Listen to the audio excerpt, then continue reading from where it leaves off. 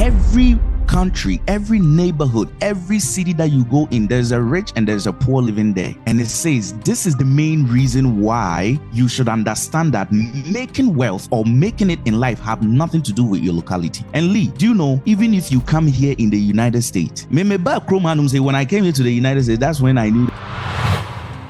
Wow. The moment I make it to this locality, I'm done. Marie, everything is good. You come and find the person who was born here, who was discovered here. The system that you need to be worried about as every individual watching us is the system of your mind. It's not that government system. The government system is a secondary matter. The system up here. But what about the people who have the degrees and they are in these countries and they are struggling? That means there is still a problem, even with the location change, even with the degree.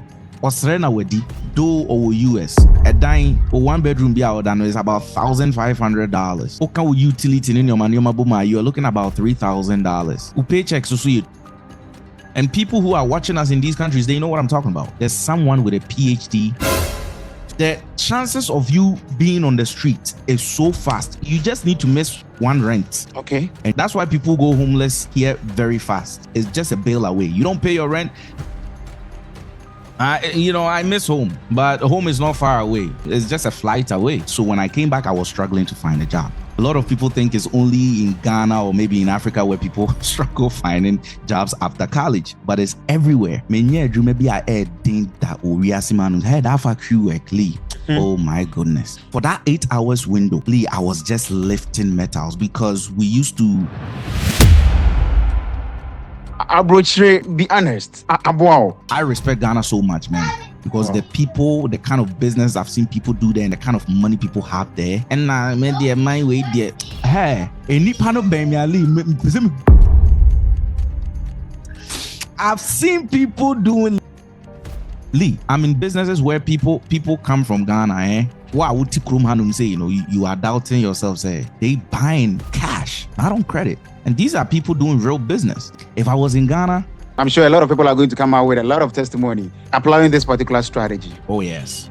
Pick the industry you want. It doesn't matter. Any industry, they need help. University of Life, right? That's what it is. University of Life. Yes. University of Life podcast. Choka. Enough with that. Enough with the gossip. Enough with the concern. Enough with the enyoma and survival life that you are investing your time in. As a young man, maybe I feel you're trying to better your life and all that. Instead of you to be investing your time and your resources in such podcast and information and intelligence. What they call Pazigi.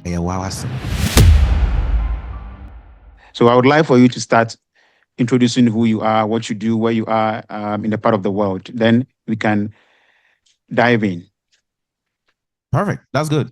So yes, my name is Fiifi Koomson. I'm here located in the United States. Now, I'm an entrepreneur myself. I run 2 businesses successfully.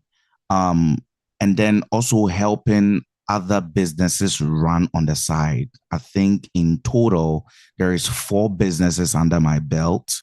That's just a little about me, right? And as we go, I think we can go in deep and tackle when I became a mind enthusiast and found the power of the mind, what it has done for me, the things that I've been able to manifest through this information. Wow. Wow. So let's go back a little bit. You've been in US for how many years? For over 20 years, my guy. For over 20 years. When I first came here to the United States, I was in my teens. So I started high school in Ghana, as we will call it SHS, right? Started high school here in the US and finished college here, got my bachelor's, and then, so been here for over 20 years. Before going to US, how was your mindset like in Ghana? So, before going into the US, my mindset in Ghana, I mean, I was a teen. When you're a teen, you're not really thinking so much about the future. You have your parents, I was brought up by my grandma. So, you have your parents taking care of you. You don't really think about the future that much, right? Okay. You honestly just thinking, what am I going to eat for breakfast? you know, Mm. like you know, like what games, what PlayStation or Xbox games am I going to be playing with my friends? Those are the kind of things that you are thinking about. So when I was coming from Ghana, it wasn't really like a heavy like aspiration of, this is what I want to do, because I was like I wasn't that old. So that's all that I can recall, actually, coming from Ghana. Yes. That's what I can recall for now. I think it all stemmed back from, growing up with my grandma. My grandma always made me believe that I was smart. Okay. My grandma always made me believe I was smart. And it's so weird how she did it. She was the type that would take me out of a school because maybe I was not doing good in my grades and my grades was not all that great. My grandmother will remove me from that school and take me to a place. I know my kids are there. I'll take them off, but she will remove me from a school to another school just so I don't feel less of myself. So even when I was coming to the US, like a part of me thought, I'm going to do good. I'm going to be good. I'm going to be great. Wow. If you look back at your life way back in Ghana and now, would you say you are 100% fulfilled? Will I say I'm 100% fulfilled? Of course not. Of course not.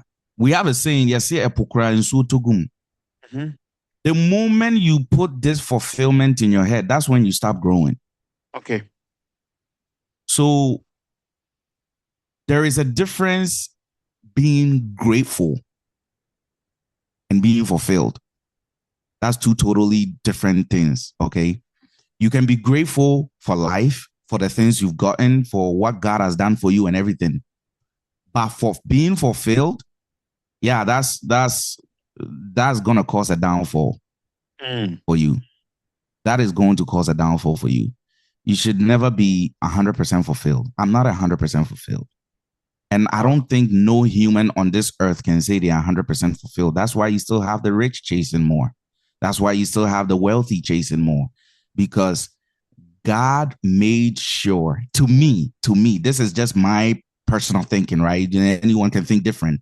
But I think that God made sure that we were not 100% fulfilled just so we can keep this world running. Sure. Because, Lee, let's think about it. If you're fulfilled, who's going to start this podcast? If I'm fulfilled, why should I wake up and be here in front of camera and be talking and trying to share my experience or whatever the case may be? Right? We're never fulfilled. We're never fulfilled. Like fulfillment, I don't buy it. I don't buy it. Wow. I don't buy it. I don't. I don't buy. Yeah, I'm grateful. Don't get me wrong. A lot of people hear you saying this, and Lee, they think, "Oh, look at him. He's so ungrateful." No, there's a difference. I'm really grateful for where God have brought me and where I am and my family and my, children and my wife and everything that I have in life. I'm grateful. I am so grateful. Sometimes I can just wake up. Before this meeting, I was just sitting in my chair, quiet here, just looking around me and just saying, wow, I'm living this life. That's me being grateful. Wow. But if you ask me what's on my vision board, oh yeah, there's more to achieve. So I'm not fulfilled. So what I'm deducing from this conversation is that regardless the number of things you have in your vision board, you have to be grateful where you find yourself at the moment. Of course. Gratitude is a must. Gratefulness and gratefulness will bring you to a level where you don't depress yourself. Okay. Because you see, there needs to be a balance, right? So you cannot say, I am not fulfilled. I am not fulfilled. I am not fulfilled. And I need to chase. Gratefulness is what balances that whole equation. Okay. Mm. Because if you're not grateful, what happens is you end up chasing and you don't even recognize the things you have and what God has done for you and all the amazing things. You don't see it because you don't have that gratefulness attitude. You get it? Sure. So Sure. you in your life, you will just be chasing, and that can cause a lot of disaster in your life because you wake up being so depressed because you don't see what you have. You are always looking at what you don't have. I don't have this. Why my vision board? This is not accomplished. This is not accomplished. But you see, it's good to chase and not be fulfilled and be driven to achieve more. But then the gratefulness side of it, Lee, is the one that really kind of keep that whole thing balanced. You're looking at it and you say, you know what? I'm not fully fulfilled. I have visions to achieve. I have things to accomplish. But then yet, man, when I look back, I'm so grateful. Wow. Once you have that balance, that's it. Interesting. You're really well balanced. Yeah. Mm. Wow. I'm gonna be asking you really tough questions today because you and I, we've been on this journey for a long time, and we've been talking for so many years. Yes. If not for the fact that you were in the United States, do you believe you would have still been able to achieve this milestone? And I love that question.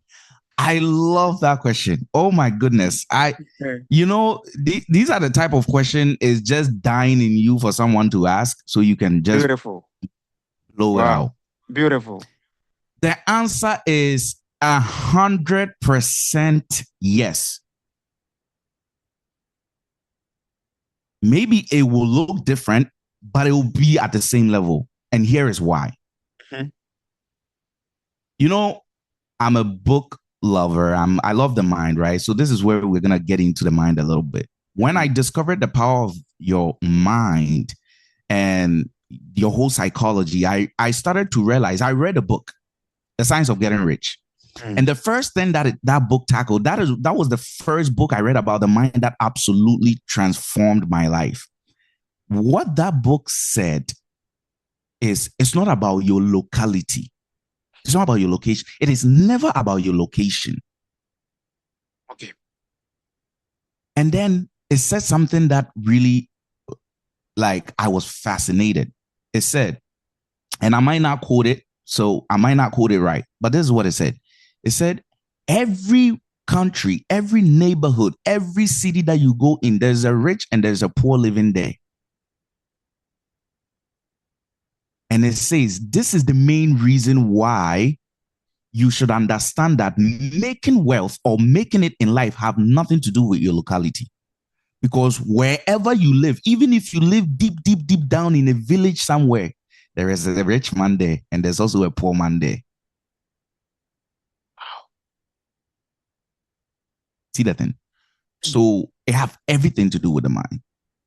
It got everything to do with the way you see life. Once that perspective change, that's it, Lee. It doesn't matter whoever is watching us.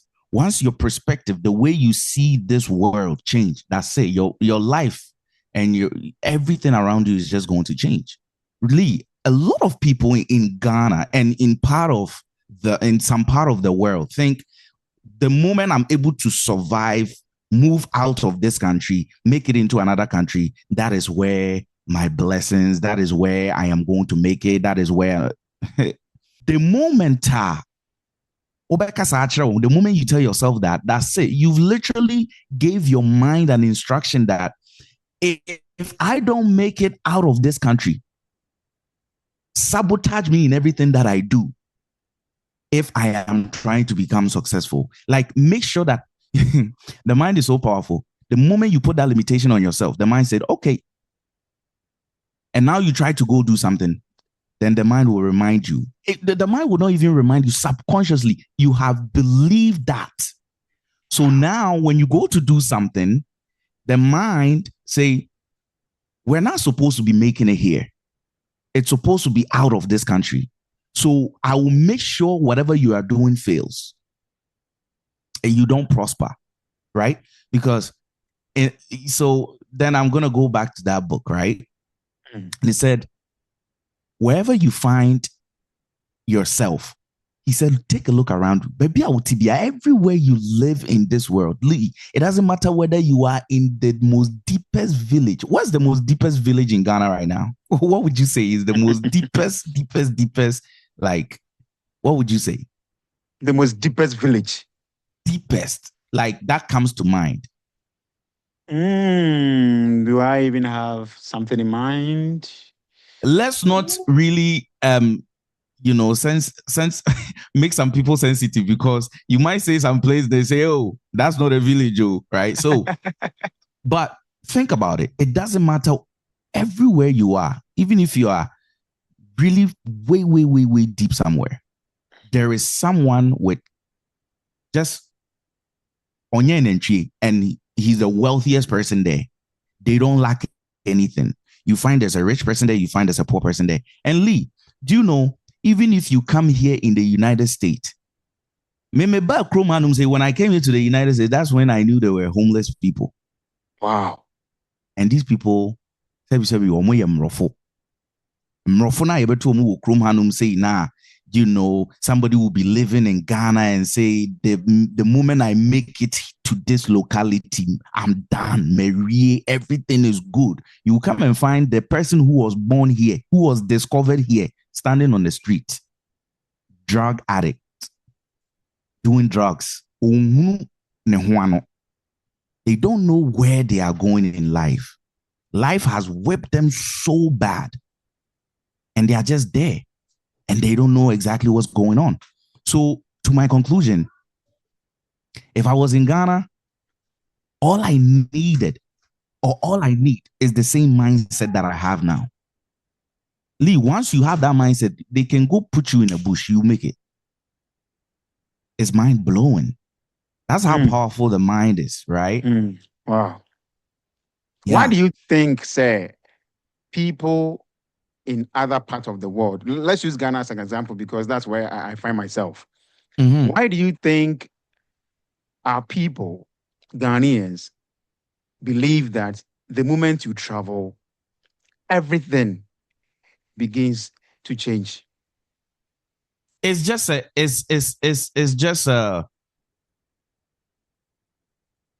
paradigm, right? A paradigm is a way of thinking. Is it true? No, it's not.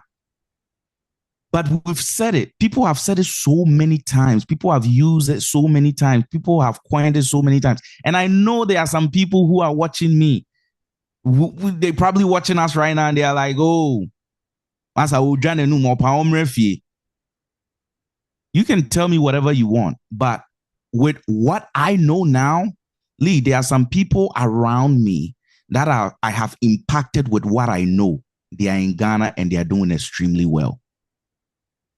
Just by the shift of the mind, they start manifesting things and opportunities and network and people. And now these people are doing so well. So this is what convinced me that, you know what, it's not about locality, just like I read in the book.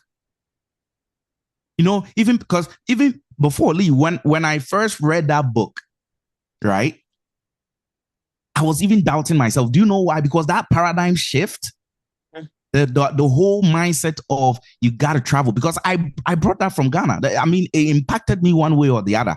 So when I read that book, I was even challenging myself that, hey, yeah, maybe because I'm here, that's why I feel like I can do it.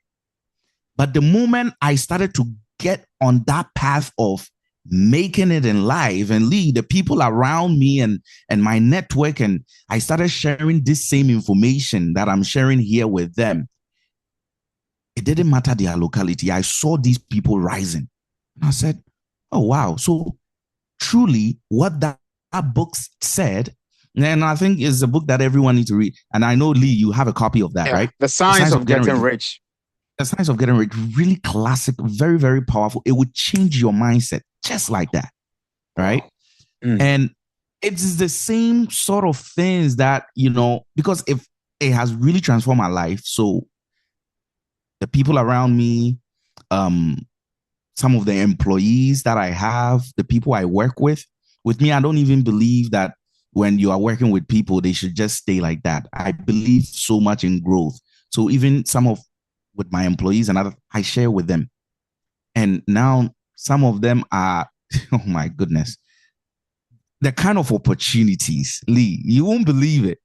You won't believe it. I have someone in my circle in Ghana who I work with, right? And she's a lady. Now, when I first met this lady, she honestly, she was one of those people who believe that I gotta travel. She honestly, at some point, she thought that, as we have a saying in Ghana, right? There's a hole in my hands. I can't hold money, or I can't keep money, or money cannot stay with me and whatnot. They are all bogus beliefs, right? And she became my employee. So I've been working. She's the longest person I've been working with. I think one of the longest people I've been working with. And through the journey of working with her, I started this whole mentorship in my, with my employees, and she's part of it. And I started impacting the same information and started changing the paradigm. You know what? It's not about your locality. It's not about what you think. It's not about the family you're from. It's not about, this same sort of mental training. And that specific employee that I knew now have an opportunity where I'm not going to go into details, but I don't want it to be long, right? She has an opportunity where she's earning, she's making sales and earning ridiculous amount of money. It's insane. Wow. I'm talking over 100,000 Ghana cedis within a month. Wow. She's just earning it just like that. It's a mindset. Lee, 99.999% of our lives is just mindset. Once you renew your mind, and your mind, when you bring an iPhone from the US or maybe anywhere in the world outside of Ghana, you bring it to Ghana, you need to unlock it, right? And when you unlock it, you're able to use it with MTN. Once you unlock your mind, the rest is history. That's wow. It. Wow. That's it. Interesting. Do you believe traveling is a form of education? It is a form of education, but not in today's world, because today's world, the whole era of my uncle is in abroad, and my auntie is in abroad, and my family members are in abroad, and I don't know how they make it. I don't know what they listen to. I don't know the books they read. It's far gone. Now, whatever I'm reading here, you see, we've mentioned just one title, one book title, The Science of Getting Rich. Right now, you go to Google and you punch in that same title. It's Wallace D. Wattles. He's the author, right? The YouTube that we are on, the YouTube that we're watching from, you get that book just like that. So, everything is interconnected. Like, you can find anything, the things that I can get here, you possibly, about 90%, you can get it. You can also get it in Ghana at this point, right? At this point. The only thing that really, and we hear it a lot, right, is the systems in place and other things like that. But yes, the system will impact the way you will probably make it one way or the other. But as I'm saying, the system that you need to be worried about as every individual watching us is the system of your mind. That's the one you need to, that's the system that is keeping you low. That is the system that is locking you down the most. It's not that government system. The government system is a secondary matter. The system up here is the most important one. Wow. The mind. The mind. It's all about the mind. It's all about the mind. It's all about the mind. It's all Yeah. about the mind. Let's talk about some personal experiences that shaped your mindset. Apart from the fact that you read The Science of Getting Rich and it shaped your Oh, there's a mindset lot about. of and there's a lot of books, right? That is just the first book that I cracked or I touched. Okay. But go ahead with your question. Let's go so much into your personal experiences where you were able to use the power of the mind to change your paradigm. Let's talk about some of the things that you used to believe, some of the negative thoughts that you were believing in, that at a point, because of the fact that you wanted to change your paradigm, got you into the kind of person you are today. That's a perfect question. Now let's go back. As I said, I finished high school here. I went to college. And after completing college, right, I got my bachelor's degree, struggling to find a job because of, the niche that I chose in education, right? I did bachelor's in film. Now, I'm not going to go too, I'm not going to get too detailed about the different states because where I went for my degree and where I actually lived, the industry that I could find myself, the industry that I went to school for, it wasn't really popular where I lived. So when I came back, I was struggling to find a job. Okay. A lot of people think it's only in Ghana or maybe in Africa where people struggle finding jobs after college, but it's everywhere, right? I was struggling to find a job. So I took on just a menial job. I was working in a factory. Lee, maybe I think that we are had that factory work, Lee. Oh my goodness. Now, miss, I used to wake up early in the morning, around bed 3 a.m., get prepared, go to work, get to work I clocked in at 5 a.m. And from 8 hours, I think it was 5 to 2 or 5 to 3. For that 8 hours window, Lee, I was just lifting metals because we used to, that company designed metal frames for server racks and tables. So I was in a department, I was in a paint department. So the paint department, we were about 5 guys working. One will be lifting metals. The other one will hook the metals on a little metal hook and, lift it up on hook it up on a rail. And the rail will just take the metal into a paint booth and then it will get paint. And then out of that metal painted sheet, they will craft it and make tables and other things. So when I went into work, I was lifting those metals and hanging it up all day. Little metals, heavy metal. I did that for 8 hours. This is the time when hey, nah, bro, I wanna shame you. Because someone coming out of school, I have a bachelor's degree, and this is the job I'm doing. And I had to pay bills. So, at that time I was living with my parents, so I had to support. And I will go to work crying. Literally, I will go to work just listening to gospel songs and crying. I wanted something to just ease my stress. So I will cry on my way to work. That is how difficult it was. And Lee, I'm getting somewhere with this story. One day, my pastor is a book reader. He loves reading.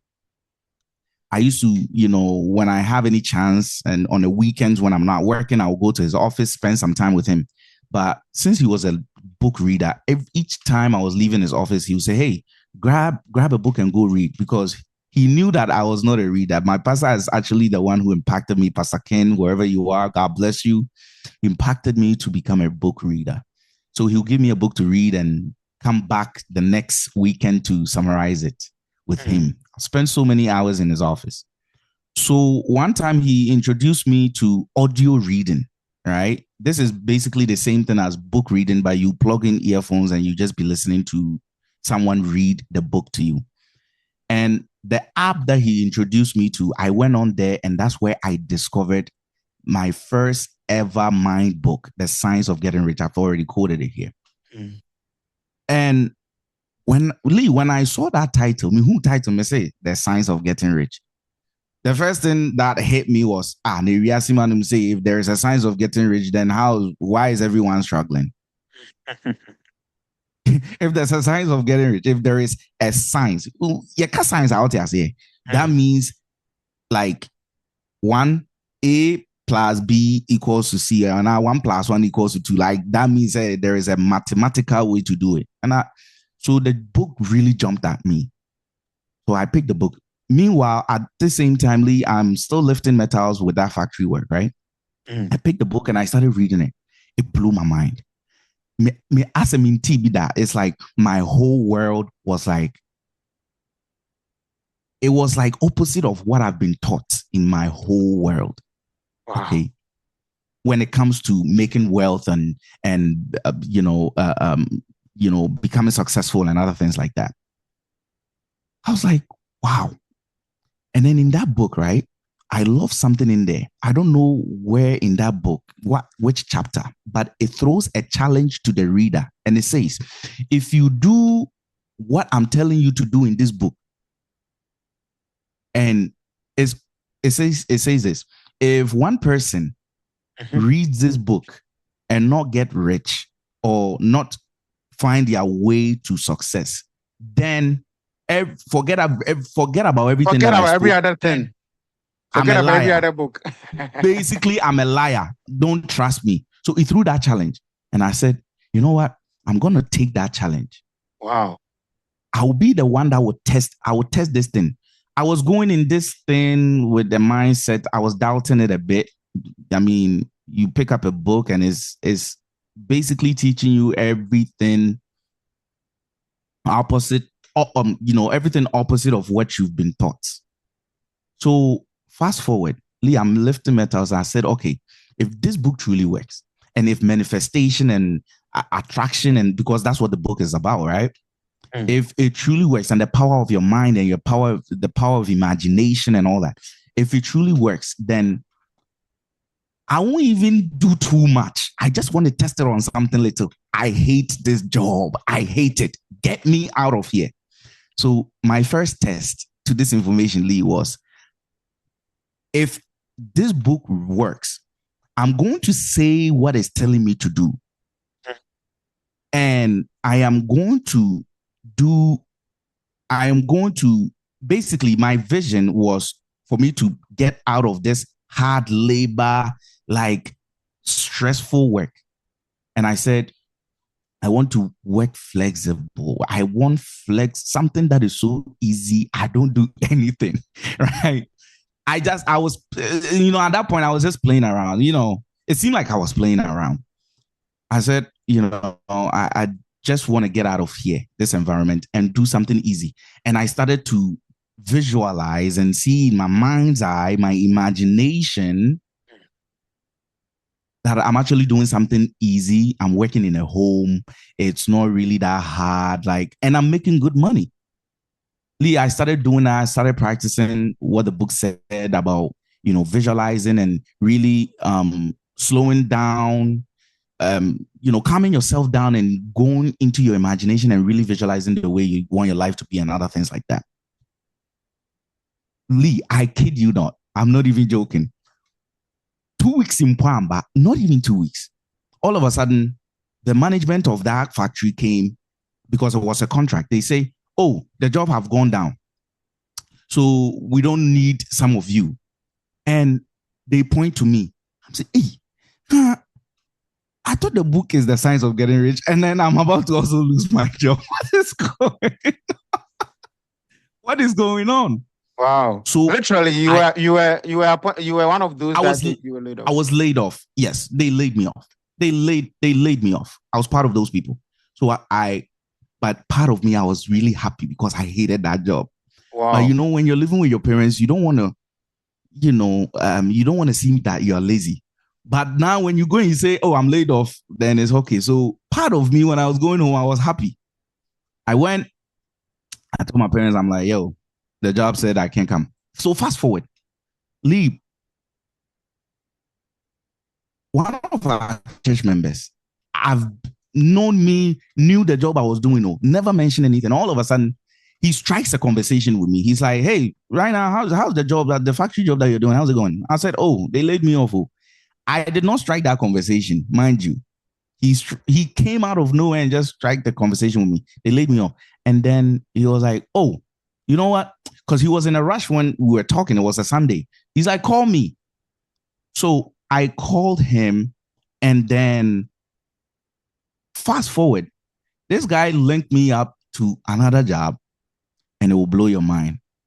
It is exactly the I picked up this book 2 weeks. I started doing this, and all of a sudden, I'm laid off. And I show up to that job site. It's in a home, right? It's in a home. Basically, we are taking care of, some people with, little disability here and then. That's what we're doing. That was what the job was about. So we're doing that. But you go work in a home, you can sit, you can use your phone, you can literally go there. Like the people working there, they were Ghanaians too. They were having a blast. And I'm like, wait, something like this exists in America? And I didn't even know. Wow. So fast forward, what am I trying to say? That was the first time. The moment I saw that, wow, my life just shifted. I just manifested a whole different lifestyle from a A lifestyle to a B lifestyle. And I said, hey, book no. You be reading the survival. Wow. I said, I am going to digest this thing with all my heart. So, Lee, I went on repetition, repeating the book, learning the cover to cover, over reading. Said, hey, me, this thing have shown me that something is in this world. So just that little sign, that little glimpse. And you see, this is not because I read the book. Manifestation is always happening around us, right? This world, our mind is literally involved in everything that we are doing. Now, after I've gotten on that journey, this is when, I've read other books, different authors, Bob Proctor, Dr. Joe Dispenza, like people in this same field teaching the same materials, Rhonda Burns, The Secrets, all these, right? So I started to realize that in this world, Lee, the moment you start to shift the way you see this world, the world start to literally shift around you. Okay. And so basically, fast forward, mind you, that was the first time I've ever seen that. I was single. Okay. Actually, before that, when I was going to college, some girl broke my heart. Hey, broken heart, So then I said, okay, so if this information work with my career, can it work for my relationships? And I started to really imagine myself as a family man, as all these stuff. And literally that time, the stuff I saw, that's the same thing I'm living now. Now I'm married, been married for getting close to 10 years now. Beautiful, I'll say angel my wife, my children, beautiful 2 daughters. And it all came from just knowing that, you know what, if I can just zone in and really see my life at a state, not really caring about the location. That's why I say locality doesn't have anything to do with this. Put it on the side and if you can really vividly see yourself as who you say you want to become, and you invest your energy in that thought, in that belief, in that imagination, and it's just a matter of time, Lee. It's literally just a matter of time. So the moment I knew that, I used that same information to manifest my dream partner, my family, the 3 businesses that I run now. Is all through this, just learning that, just learning that, learning that. Right. I'm not saying there's no struggle, right? Just like I told you, I got laid off. A lot of people get into this mind thing and they think it's just a smooth ride because you are exempted from. No. It's the same life that is happening to you, but the destination is what counts. That's true. Right. Where you are going to end up. Right. So you can be whipped, but then at the end of the whipping, you'll be a better person. So yeah, that is my personal story when it comes to the power of, your mind. But now I have invested so much resource, my time, and that I've learned so much. I've learned so much. And now it's like everything around me. Whenever I want to do something, Lee, my mind is the thing that needs to get involved first before my physical body goes and do the thing. If my mind don't get involved, Wow. Wow. it's gonna Could you be a please different story. take us through your first business in the States? Oh, Do you remember how you were able to come up with the idea, your first business? so I had already started doing some of these mind exercise scripting. Scripting is one of the things that I love when it comes to manifestation, right? Scripting. So scripting is basically when you write your life that you want to see on a piece of paper or in a book. You get a book, you start to write. Like it can sometimes be a full page with, and I started writing what I want to be. Now, the career shifted for me. And even after that, right? Remember I told you the connection that I got and I ended up working in a home. I even got another connection that I wasn't working in a different home. I'm actually working in my home. So now I work from home and then attached to that, the businesses on the side. And so the first business that I ever went into right after I started doing this thing was called Screen Gurus. That business actually failed, but then it gave me skills. It gave me insight to build another one. So Screen Gurus, so it was basically like an advertising, digital advertising screen. So I'll go around like businesses around my locality, my location, and put screens. I don't know if people understand, but it's like a decoder, basically. Okay. Let's put it that way. It's like a decoder. I'll put a decoder behind the TV, connected to the business Wi-Fi. So let's say I'll go to like an African shop. I started targeting African shops.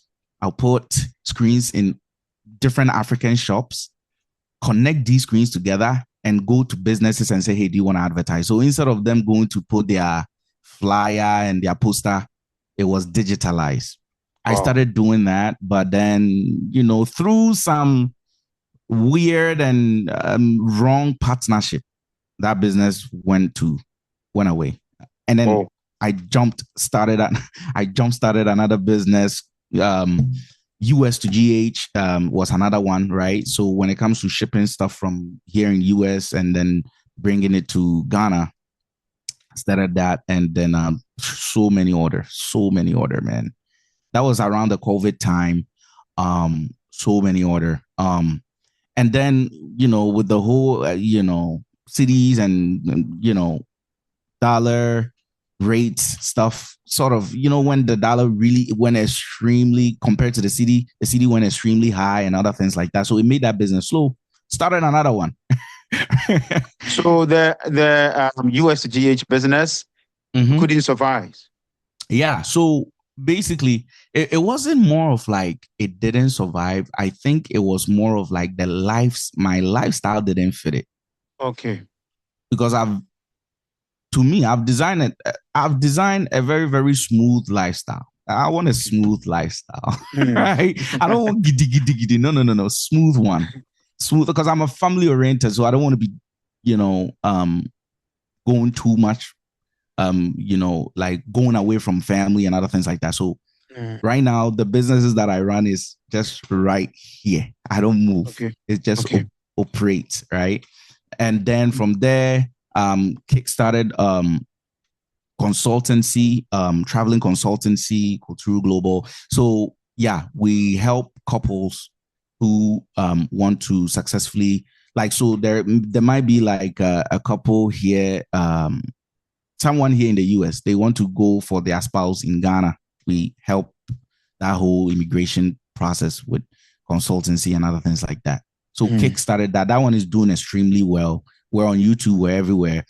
And then also auto dealership with my beautiful wife. We do that, basically buying cars from here to people in Ghana. We have clients, I mean, you name it, politicians, we have pastors and It's amazing. Business is amazing. That's all I can say. Also, managing Odo University, one of the biggest dating platforms in Ghana. That's where I actually found my wife, got married. So you see, there's a lot from where I started my story to what I'm doing now. And it all came up because I knew this information. Right. And then I, remember I offer mentorship, and because I love to spread this information, I offer mentorship and other things. And this is when I knew that, okay, this information just does not work for me. It's not like I am special.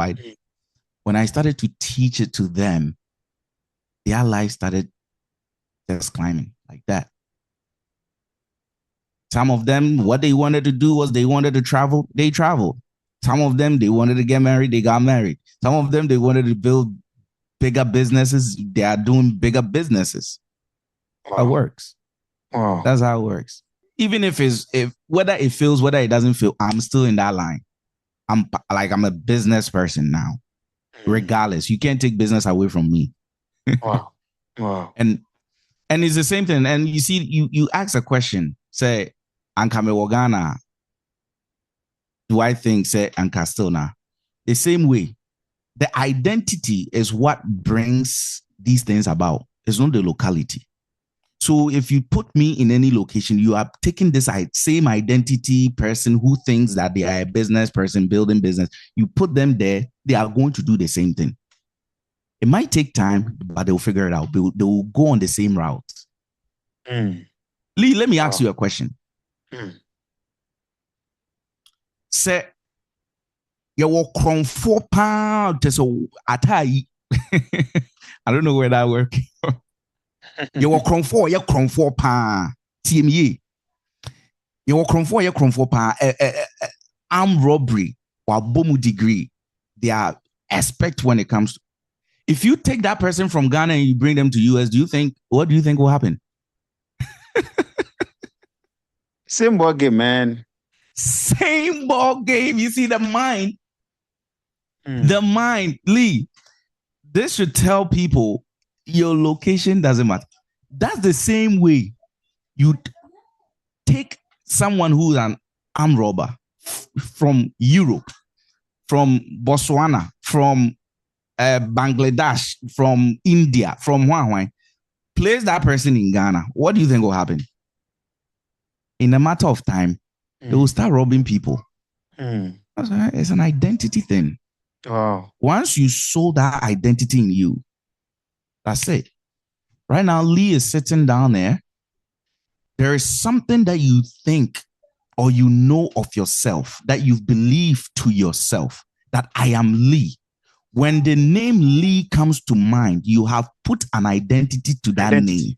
Sure.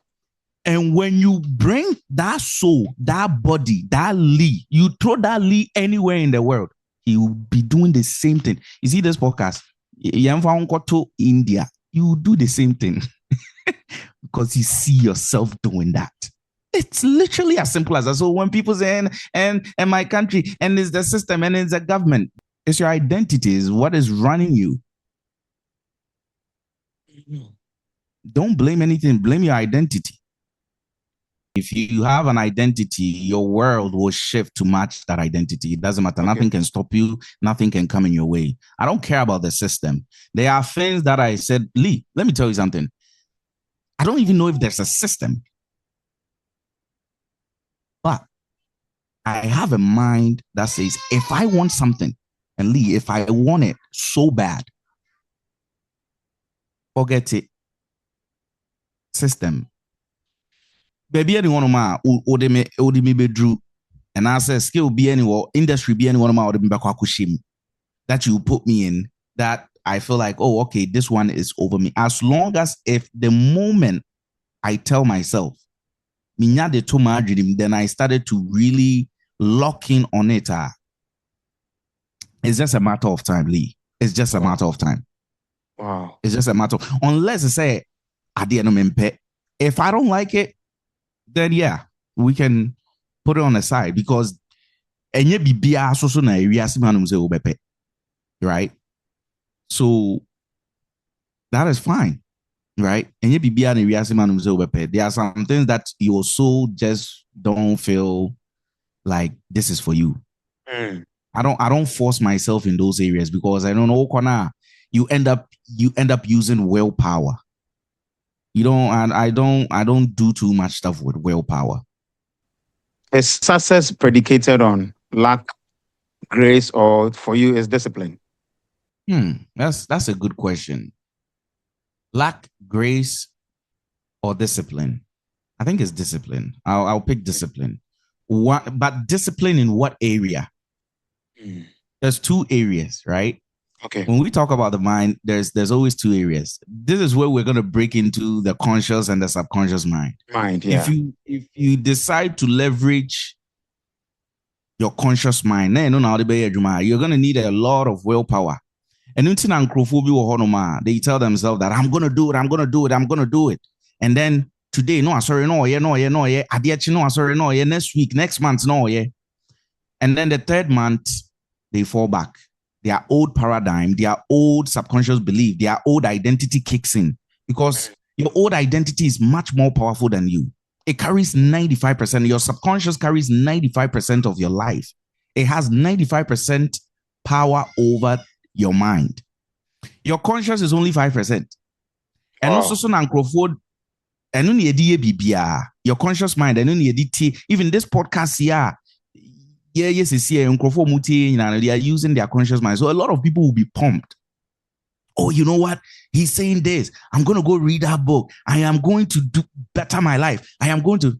Okay, that's your conscious mind. Then you take your conscious mind. Your conscious mind, you can only use your willpower to push it. Because our identity work.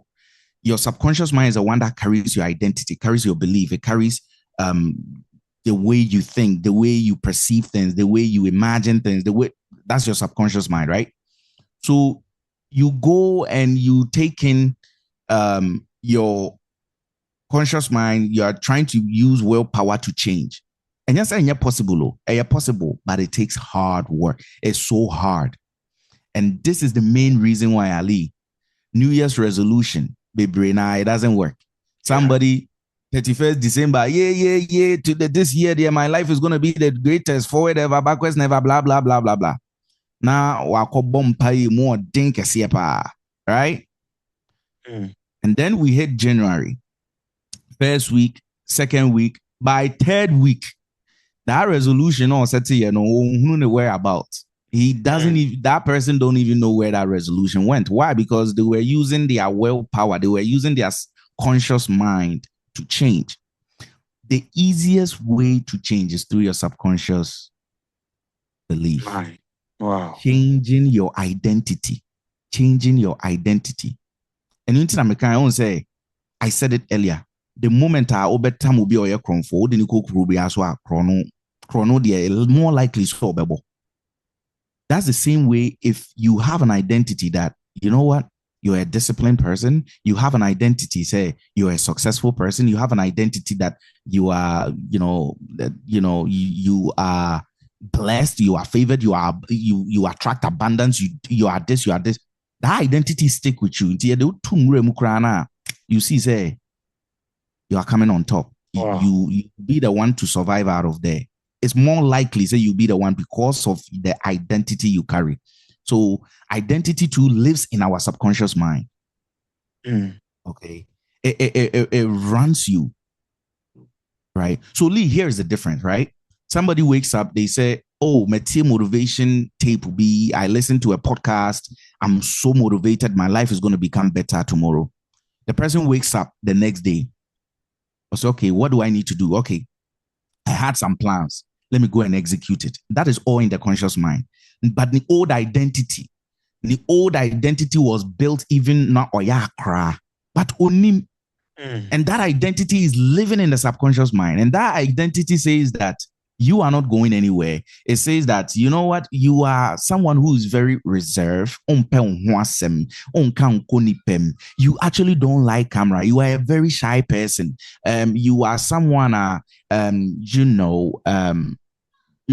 just say on party, you don't come out. Now, this person, not in the conscious mind, I could see podcast. Then the podcast is saying that, oh, you can do it, go hard. All you gotta be is discipline and this and this. Just lock yourself in a room and then okay, cool. Now the action, the person goes, take their pen and their plans, they start to do it.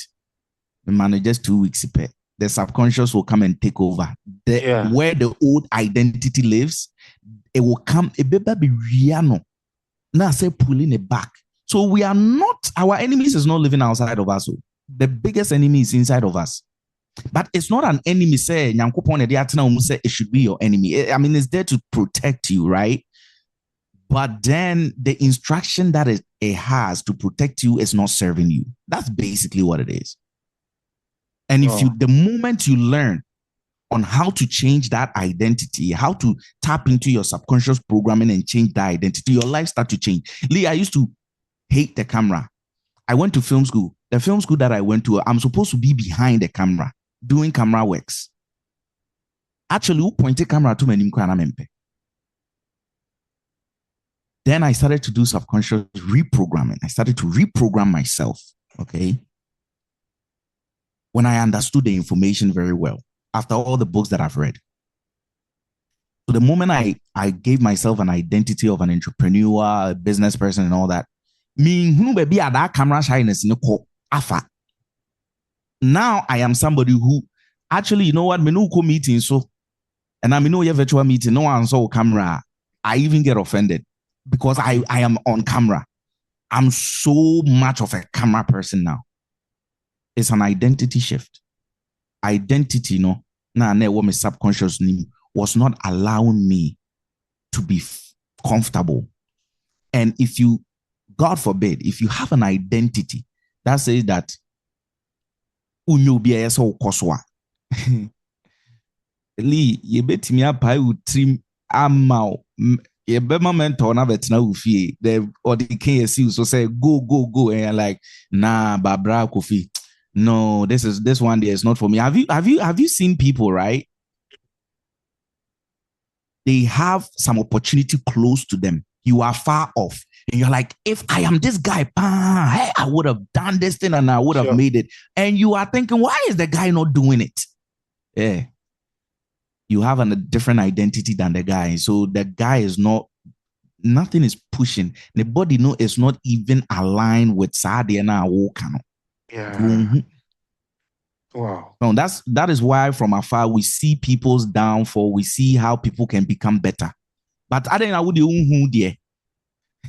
it's the same way that somebody is also looking at you and say, you see somebody is watching us and probably like a designer, right? Lee, a designer is probably watching us and saying, but you see the way this guy pointed the camera, he should have pointed the camera here. Oh, you see the tiger behind, the lion behind Lee, it should have been placed here.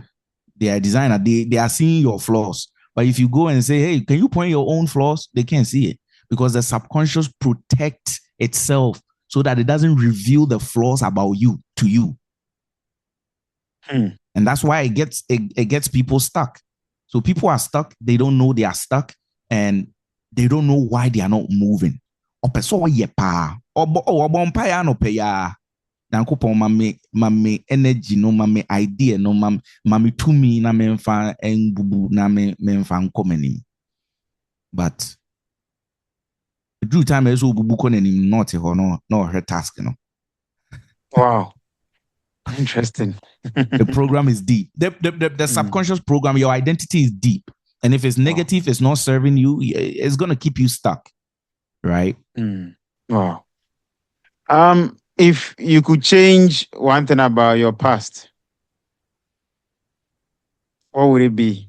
If I can change one thing about my past, I would change the way that I thought, the way that I was thinking, my thought pattern, my thinking pattern. I would have changed that because up till this point of my life, that is the only significant thing that I shifted. I shifted my life in 360 degrees, just like that.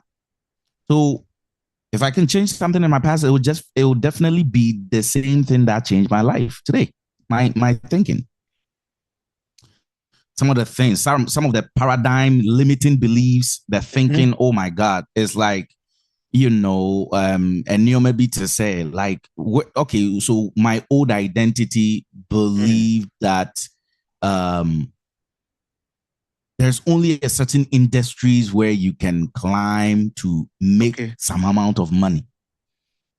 Through this level, we say you can make it in any industry if you choose to. Literally. No. So removing that thing has helped me so much. It makes me see the world differently, because someone can be looking at something because of that change of thoughts and a change of belief. Common paper, common pen at the and you are just seeing it as a pen. But I am seeing it as pen we cry. I have a pen.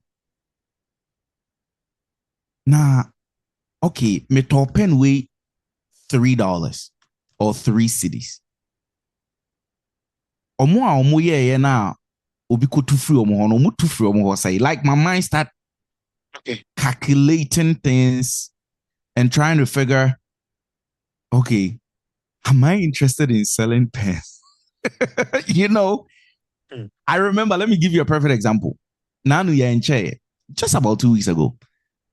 I went on a dinner with my family and someone is walking their dog. Na bulldog, so. And the person obi twem na me catch me cousin back say, "Chunhu na kramai we die. Osopan okawa just a hospital yedo we ko ni bimbada nti chunhu." So I think the person heard me like instructing my cousin, even though they don't speak Chi, they heard me instructing my cousin to move away. He's like, "Oh yeah." The person goes, "Oh, this dog is just the little one I own. I have a bigger dog there." All of a sudden, the person goes, "Yeah, do you know how much?" I said, "Guess how much this dog is worth." I said, "How much?" I said, "Oh, this dog, because the way the skin color, and he say. And I'm saying, "How much?" No, I said, "No, guess. I want you to guess." I said, 5,000. I said, "Debbie, keep going." 10,000. I said, "Debbie, 15,000." I said, "No, this dog is worth around $20,000. I said, "Wow. Abuana onam honum nu timi worth $20,000. So guess what? And I'm afraid we need people go Ghana. I'm saying, Jack, now uni momo breeding krama. The mind. I'm just like, okay. Never maintain krama whole kind of anything that. But from that conversation in the car with my cousin, we are thinking, Charlie, abrabono kram for a bit me at home, right? Wow. That is because of the mindset that I have now. But someone else, Nana, you put in that same scenario. Oh, kramai neighbor, move. Then the person will strike a conversation. Oh, this dog is worth this much. Do you know what the person say? $20,000. Mindset. One person you tell the same conversation to, they are curious. They are like, how do I literally came home and Googled how I see breedy dogs. I go just curiosity, keke. Just out of curiosity. Right? It might necessarily be said, but then that's the way that now my mind works. But if the old me, now I'm answering your question of what would I change? The old me will say, and commit diatem, and I'll be insulting her crime fee, $15,000, and I'm rough for pandy. The crewman say pandy and Quasiasem say, boom, just like that. So one person you tell something, they are thinking business. The other person will be the attempt on cry on phone. So it is the same way, right? That is one of the things that just the way I think. Because say if you spend time around the right people, Your network is your net worth. All that means is that once you start rubbing around the right people who talks about money, who talks about business, you start to pick up some of these conversations. And then slow but sure, start to change the way you think. Right. But there are some people, they don't have friends who have made it. It doesn't mean you need to force yourself into any sort of like network. You can start with you by changing yourself. Wow. Talking about friendship, recently, the conversation that I had with the doctor, and I think there was a part of the conversation where I now can say, if friendship is not helping him in any way, he don't want it. And I when I read through the comments on TikTok, I realized that most people got him wrong. So talking about friendship, I just want to ask you, what does friendship means to you? Who is a friend in that literal sense? Friendship, honestly, friendship comes at many different levels. And to me, from my perspective, I think that you should have friends on all different levels. Okay. As you need to get a friend, he's the chilling friend. To have a friend that if you want to do business, he's the business friend. Because if you have friendship on all levels, and from say bedroom point, right, you get to a point of business where you get into a business conversation with somebody. Maybe all of a sudden, because we're entrepreneur, you really are curious on ways that you can build and ways that you can grow and things like that. And I am entrepreneurs, right? We don't really care so much about the type of business. We just want to solve problems, right? Until now, no, you have problem. You get into a room with some network. Now they start to talk about they want to build a club in your city. Also, when you're a club person, right? You might have a friend or when you're business person, your pie yeah, you can leverage that friend. Okay. Right? You can leverage that friend. With me, it's not about cutting people off for me. It's much more of like, I just put everybody in their place because life is like, I said, domino. Everybody needs to be in their place. So when it comes to the moving the right chess and answer the right mover, okay, you know what? Madam, for when you're business person, but I'll chilling pa. May your business partner be so or build a club or build it. Yeah, it be a me hiano. I might need his service for and crofobin or nima or mope popping or mope chilling or mope way. On for business or no, sorry, or kone juma or any BB, but then a popping person. Yeah, I can call him, hit him up. It's hey, Charlie, club be a batan. We name in Crawford be a best club be crana. Me percent me mau na we yet, the marketer for the bones and then then you spreading opportunities to them. They might not be looking in terms of business and other things like that, but then boom, you create something there. You see, and friendship to me is just creating that healthy connection. Whether the person will help you or whether the person will not help, just keep them there. Sometimes it can be a distance friend, not necessarily cutting them off because you don't know when you need them. Lee, in life, yankati will be off. Yankati will be off because there's going to get to a point that least person that you think of, onuna will be hiano. Yeah, the least person you think of, onuna will be hiano. And I have example of this in my life, right? Even the guy, even like maybe I am going to say, enipebia otaku kroma or boa or ejo neoma, and then through that, they've become close to you. Yeah, they might not be playing in the same league, but you just don't cut them off. Cool. You stay cool with them because who drew Joma on the wow. Definitely. It might not be on the same level, but who do Joma on the wow. Wow. Okay. Boss, Abrochre, be honest. Wow. In all levels In of your existence, Abrochre, Ubeka said it has really helped you. location bi amatene bi aboa me. Ewo kwan e fa so a aboa me in my life. Abrochi aboa me, but enya abrochi pe na aboa me. Ghana so aboa me. There are a lot of people omo ben me, right? Lee, there are people who get close to me and they're like, man, I love this guy. Why? Because he's not fully abrochi, but you can tell the Ghana side of him. And that side, abrochi na chere me. Ghana na misua free. I learned it from my grandmother, who I grew up with in Ghana. My grandmother was the person who loved everybody. They want you to come close, helping. My grandmother used to go to the village where we are from, bring people there, nurture them, take them to school and all that to better their life. So that happened in Ghana. I learned that from Ghana. Right?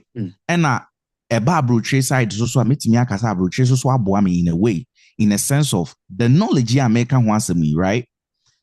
Let's say the chances of me stomping on that book that changed my life and somebody also finding that same book in Ghana, it be yes.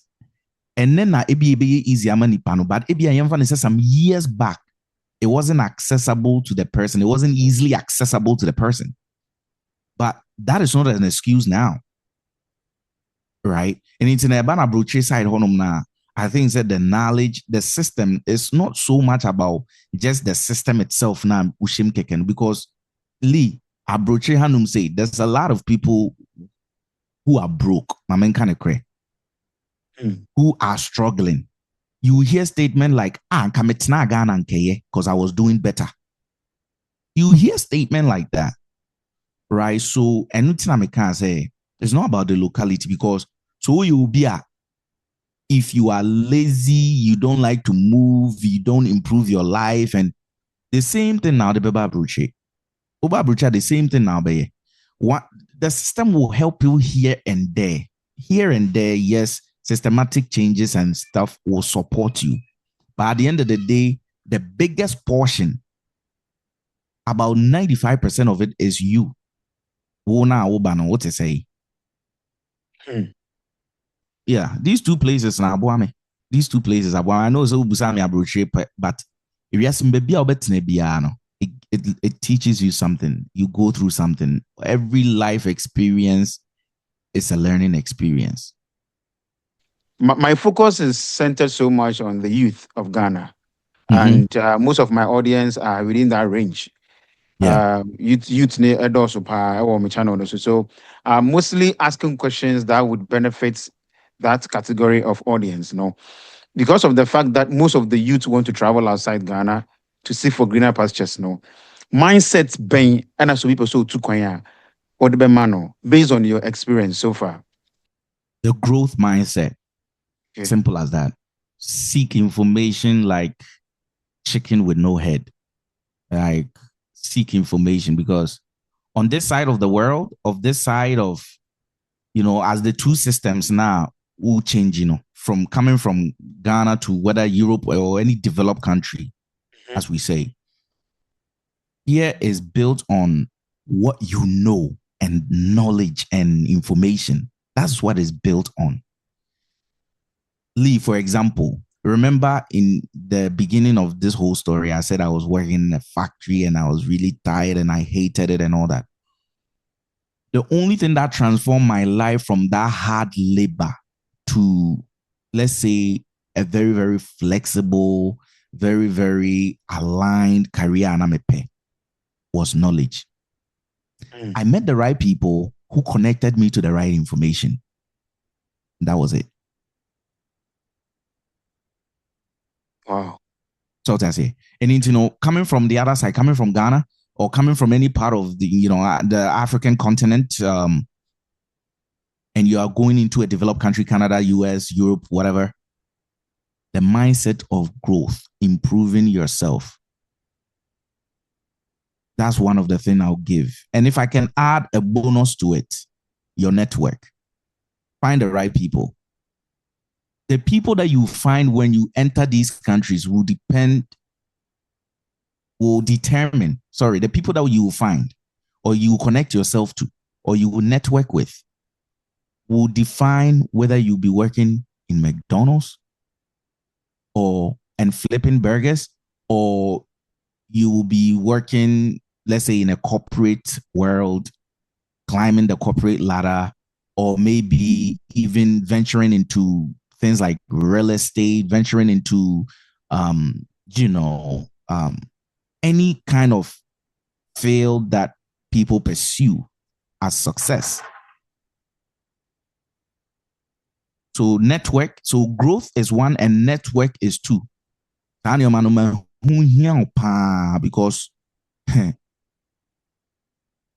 the wrong network, Lee flipping burgers because they are flipping burgers. They don't know any better. And you say, that's what they know.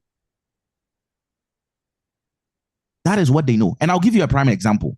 A friend of mine actually traveled from Ghana to US, right? And when he came, he already had some friends here living in a different state. So that friend, obviously, he was also my friend. So he connected with me. And I knew that that friend of mine was doing IT in Ghana, right? But when he was coming here, he was talking to some of his other friends who had already been here in different states. They say, "Oh, Joe, that Oba, I say you started from the bottom, you started free from Oba factory work in a beggar, no grocery shop, no be biana or flip ya." But when my friend spoke with me, I said, "Who gave you that bogus idea?" He said, "Oh, that's what my friends are saying. Why is it not like that?" Me say, "Don't believe them one bit."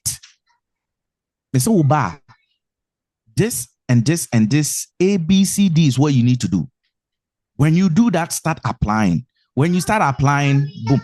And now my friend had a choice to make, whether to listen to his friends who told him he needs to start from the bottom. I need the bedroom, starting all the way from the bottom. And now, do you know that friend of mine, Odru America Chrome Hanum say, within 3 months, the office at his be living room or Ghana. Wow. The office, our team here, Juma, it is be living room or Ghana. And guess what? Or time the phone and or friend and now for phone. Call the friend that we're telling him you need to start from the bottom and say, "Hey, hello, Charlie, unya, it's say, yeah, me where you memo." And they're like, "Oh, where you mem say?" They are confused. Wow. They are confused. "Oh, where you mem say?" "Yeah, this is my office. Me yeah, Jumama company way.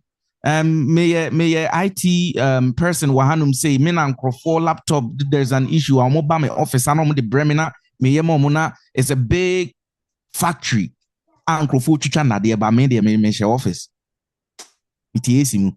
It did you have bibia. It shocked the friends. They were shocked. Hey, Charlie, how did you do it? And then.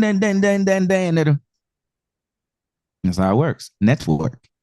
So if you're going to travel into these countries, where you are going, find friends, find people, find colleagues, find people you already know here in the diaspora who are doing what you want to do and connect with them. Don't connect. If you connect with someone who's flipping burgers, the chances of you flipping a burger is very high. Yeah. Now Kasafa, the work-life balance, no? Yeah, so the work-life balance. Yeah, so the work-life balance, I honestly believe that any part of the world where you are, you can choose however or whichever lifestyle you want your life to be in. A lot of people blame the country, but I don't think it's necessarily the country. Nana, because even in Ghana right now, there are some people who are working, they don't even get time to go out and do other things. So what should those people also say? That, oh, Ghana is boring, Ghana is this, Ghana is that. No. However, there are other people who choose a different lifestyle. The same Ghana, they choose that, you know what, this industry is not serving me in terms of the work-life balance that I want to live. So let me switch into this industry. Let me switch virtually. Let me work online. Let me do this. And they switch into that industry or, that business or whatever. And they get the flexibility to chill, to pop, to hang around friends and go to parties and other things like that. Same thing works here. The person who is so, like, if from their perspective they say, oh, a kruma, they hire boring, and I hire this, and I hire that, and I hire this. Mind you, there are people who are born in this country. They don't know anywhere else. How do the people who are born in this country also find themselves or find fun or see as fun? It's just the person who have traveled to this country. They have not really stabilized themselves in an industry that will give them the time to do whatever that they want to do. You can't blame the country, blame yourself. Okay. That makes sense a lot. Yeah, once you started the conversation, you spoke about one of your shocking realities who you was to say the country is developed, but then Yes. there are other people who are homeless. Right. Why would a developed nation like United States still have homeless people? Just a few of the population, but there are some specific states that US Hanum say, it's like, it's almost like the state is turning into a homeless state. Okay. There are tents on the streets. People are sleeping on the street. Drug addicts. You have, you name it. You find it on the street. There are people with no homes. There are people who sleeps in their car. There are people who, so the main reason being is say, though it is called a developed country, the path to success or wealth is the same way in Ghana. If you don't try and if you don't work and if you don't, pick yourself up and, strategize yourself and put yourself in a good position, you're going down. It's the same way. Don't let the development in the developed country, the word development, fool you. Don't think that automatically you get into a development country or developed country, so automatically you become developed. No, that's going to be work.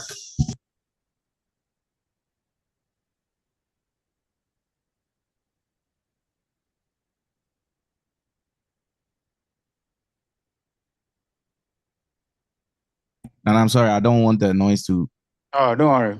So, yeah, so don't let the word develop in development country or developed country fool you, that automatically when I get there, I'm developed, right? You still need to climb. You still need to. So they have put that structure in place that even though, yes, we have the system, we have the structure, you still need to strive and you still need to grow, or else you're going back, you're going down. And one of the things that is so dangerous here, even though we call it a developed system, this system will take you down faster than you being in Ghana. Okay. And I can explain. Go ahead. Whether you are in Canada, any developed country, you name it, the chances of you being on the street is so fast. You just need to miss one rent. Okay. And you are on the street. That's why people go homeless here very fast, because the path to homelessness is swift and fast. It's just a bail away. You don't pay your rent. The moment you miss your rent, then they start slipping notes. Say a dine a house now, you start getting warning from the banks. A apartment ultima, your landlord starts slipping letters. And that after 1 month, when you pay, boom, that's it. You're going out. Right? That's what we call. You see how fast it is to go from I'm living life to I'm homeless is so fast. But take that same concept and take it to Ghana. Ghana, somebody can be living in Accra, Nana. They will lose their job, right? They will lose their job in Accra. They don't have any money. Guess what? There's a safety net. Boom. They go back to Kumasi, to their family home, where they don't have to pay nothing.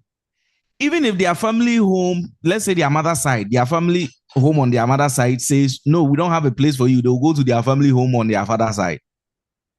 If the father's side don't have a place for them, they will go to their village. There is always a safety net. Village. There is always a safety net. So becoming homeless in Ghana is actually very, very difficult because of that safety net. But becoming a homeless in a developed country, fast, swift. Wow. So you see, the same system that we are talking and I don't say system, no, it's more, you have more advantage. Yes, that's the pros side of it. But when you look at the con side, or when you look at the less advantage side of it, homelessness is so quick, it's so swift. In Ghana, homelessness is, you have to go through so many safety nets for you to hit the bottom and say, I don't have food to eat. Because family home, we are Angel, me come with Fiifi, me with Fiifi Angel, me come anti-Fiifi, me come anti-Fiifi Angel, me come with Fiifi. By the time you finish, you have about 9 backup system under you before you hit the bottom. Wow. Interesting. Yeah, Nana. Like right now, you are fully on your feet, right? You fund yourself, you take care of yourself and all that. God forbid, that won't happen. But if you are to, everything is going to just vanish right now in your life, I guarantee you have about 10 lists of places where you can literally stay. Whether being family, whether being friends, whether being this, whether. But the system is so strict, Nana, not even a friend will take you. Sometimes not even your own mother or father will take you. Wow. Mm-hmm. Why? Why do you think it has to be so? Because everyone is responsible for their living. So you coming to spend, or you going to spend one day at someone's place, you have just increased their expenses. And that expenses is tied to their budget. And that budget is tied to their paycheck. And their paycheck, you come in, their paycheck don't increase. Their paycheck stays the same. So if you are coming, you become an extra to the paycheck. So that means that you can't stay for long. So when people say, people in the diaspora, and all that, and even sometimes we have people back home saying, maybe I may offer the more. No, it's not that. It's more of a budget in the way that is structured. Penny. One person free baby Wow. Because that's one person, that's the structure. Because one person and I one see the becca one row be missing a car note. Or missing a car note so a bank no be fakano. Bank no so be fakana na Lee won't mean go. He can't go to work. And if he can't go to work, he can't survive. So your mother or your uncle or your auntie is not mean necessarily. They are just strategic with their finances. Unlike Ghana, somebody who asks you for money, you can send what you have to them because you too, you can ask someone else for money and they will give you, right? So you see that more bro sort of like, that kind of like we support one another. That system is really, really well built in Ghana. To a point where if you miss your rent and if you can get the proper elders to come and say something for you, your landlord can give you at least 2 months in book. That's true. Yeah, you can do that. So yeah, Emian casted down on our system back home too much because I had say system no, though is beautiful on the outside, is very strict, very strict. Now you are a family man, married with beautiful 2 daughters, right? Yes, sir. You're living life, man. Has there ever been a moment in your entire life in the United States where you really missed home? I miss home, but home is not far away. And then Yankopon is just a flight away. Just book your flight and you come home. Right. I've never really been so crazy about location. Right. I don't let location be the main point of life. Maybe somebody can say, well, you've already gotten there, so that's why. But at the end of the day, I always have a conversation with my wife. Like, at this point, we can stay anywhere. If you want to go leave us in Dubai, we'll stay in Dubai. If you want to go leave us in Ghana, we'll stay in Ghana. In Kenya, we'll stay in Kenya. Like, as long as we have ourselves, we have our mindset, we have our identity, who we are, who we believe ourselves to be, drop us anywhere, we're good to go. Wow. Interesting. My last two questions, then we end our session for today. What has been your biggest fear? Ooh. My biggest fear.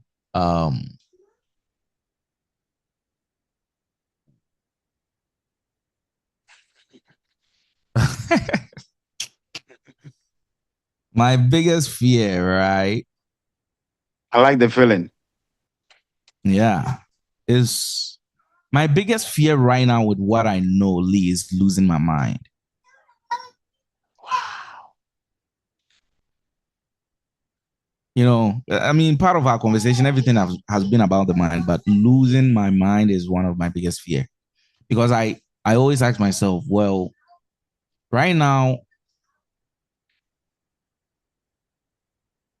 if the Lee, adrenaline is like a gold mine.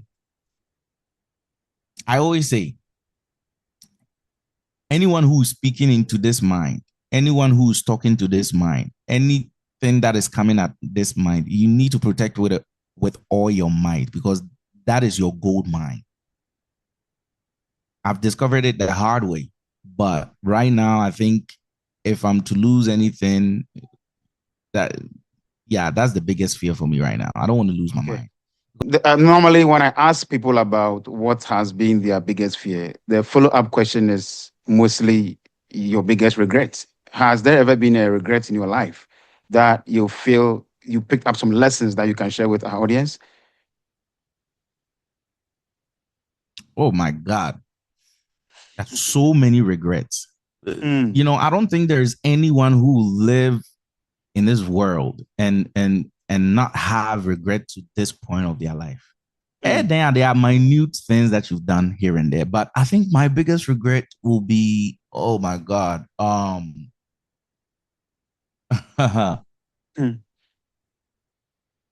My biggest regret, oh my goodness.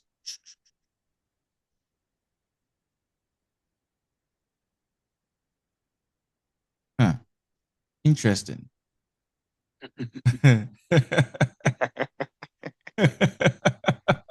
Oh my goodness. I like the feeling, man. Yeah. I like the feeling. Okay, to me, my life serious in them. Okay. And you might be asking, okay, how old are you when you started taking life serious? I was 25. But to somebody, they will say, oh, but that is very early. To me, I wish I would have done it when I was like 18 or 15 or something. Okay. Like all the discoveries. And the discoveries came because I took life serious. But I wish Senka me for life serious in Tempana, me for the growth, all these stuff, me for serious. Yes, me go school. Yes, I went to college and all that. But would you say, I put in my best and try to aim higher, like how I'm aiming higher now? I'll say no. I was just going because we'll be a Kobe, right? It was cool. Your parents, from where we are from, school is a big thing, education is a big thing. Will be as long as we now with call colleagues will be no school no, right? without any purpose, without any sort of like intention. But then later down the life, as a way school area, now I feel that intention, that intentionality, that aim, that drive, I say is kicking in. And to me, that's what I regret. I hope some can go school before cry, maybe share college as that intentionality and that aim, a bantema.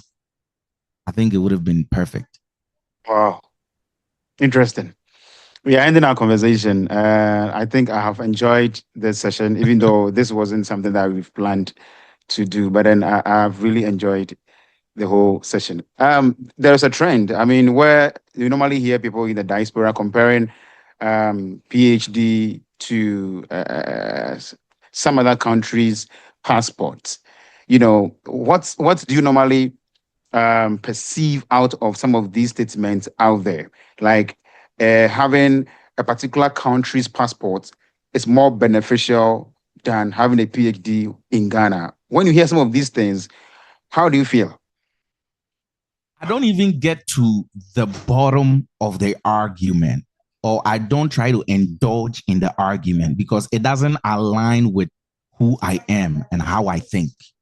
To me, none of those two things means nothing. None of all those two things means nothing to me. I'm not saying I'm not belittling or I am not bringing down education, saying education is not good, but education in what? There's a lot of people with degrees and with masters and this, and they still struggling in life. And there are also some people in beautiful developed countries, and they are still struggling in life. The only people doing these arguments are people who have made it with their degree and made it in that country. But what about the people who have the degrees and they are in these countries and they are struggling?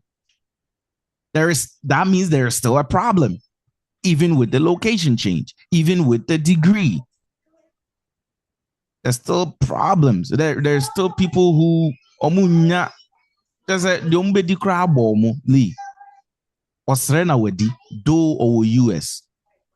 Yes. And somebody who says, hey, about US, no one's ready. You wait till you come.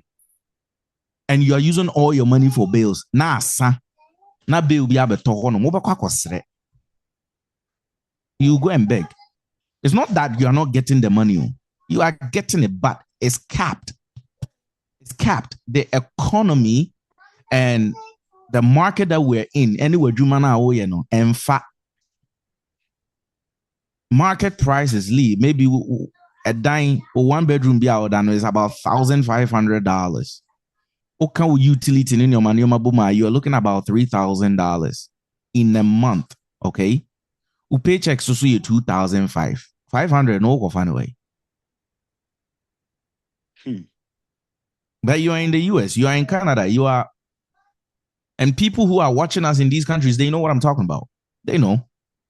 Me, I've been there, I've lived that life before, and so I know exactly what I'm talking about, right? Wow.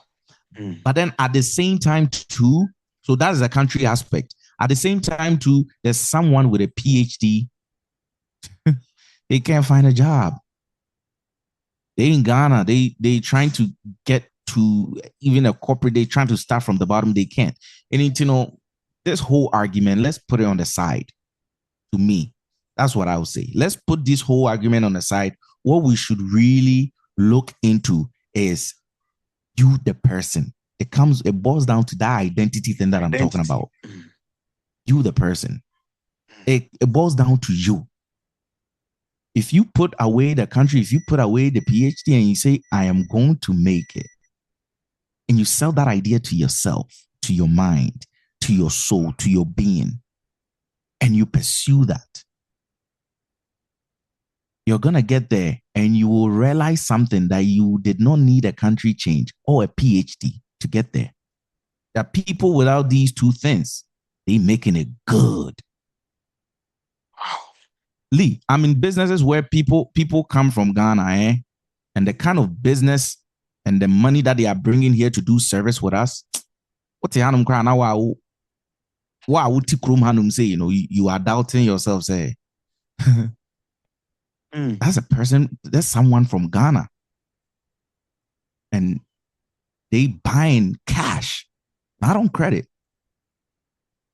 They buying cash. Over to you swap 45,000, 50,000. And these are people doing real business. They farmers, they legal, not illegal, legal gold miners. They are people who are doing real business. They have one of my business, right? Let me give you an example. One of my business, Lee, I was working with a lady in woman, not actually a lady, in Ghana who had a poultry farm. Eradi Yesu Christo. Lee, everything cash. What me fret? No, for me, meba, because of the business. Meba, me pay a whole living room set cash. Check it, be mommy.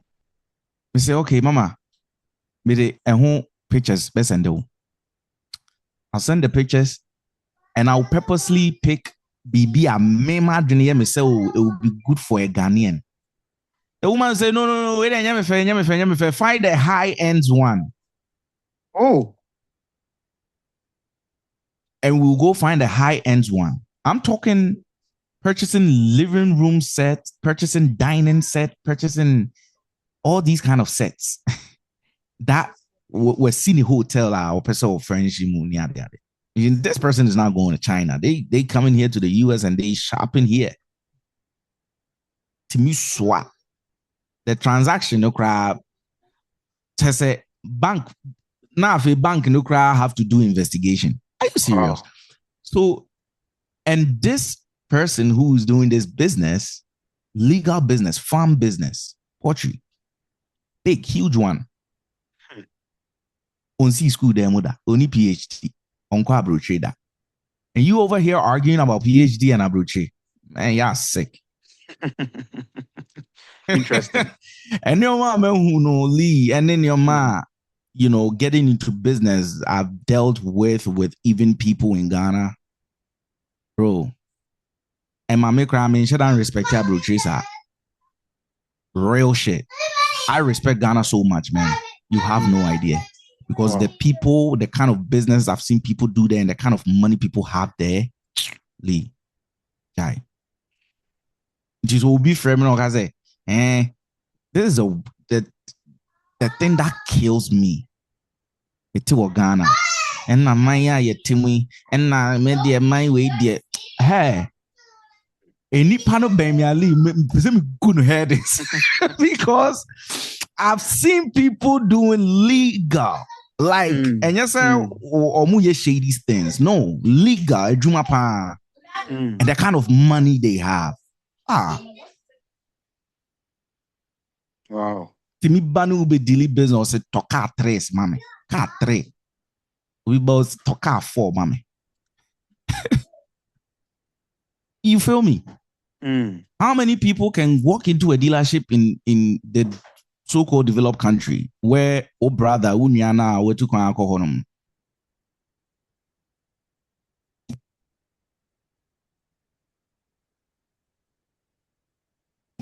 So unyana we to ekwa abroche, we to Canada or US or Belgium, wherever.